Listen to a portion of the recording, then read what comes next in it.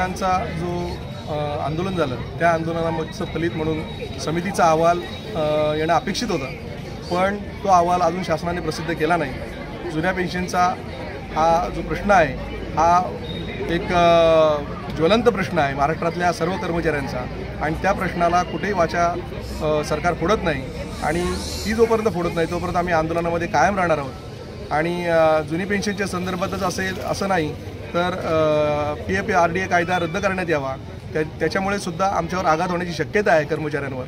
त्याच्यानंतर कंत्राटीकरण त्यांनी रद्द केलं पाहिजे। ग्रामपंचायत कर्मचारी असतील किंवा आरोग्य कर्मचारी जे कंत्राटीकरण केलेलं आहे ते रद्द करून त्यांना कायम करण्यात यावे, अशा विविध मागण्यांसाठी आम्ही हा संपाचा निर्णय घेतलेला आहे आणि आम्ही कायम संपावर ठाम आहोत।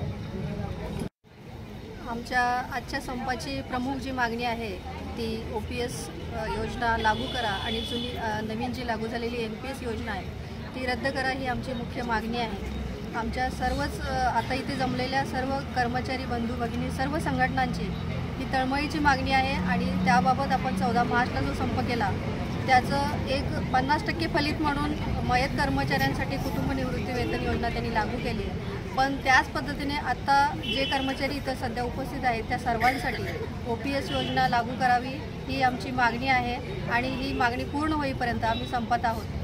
एकच मिशन जुनी पेन्शन। मार्चमध्ये सर्व संघटना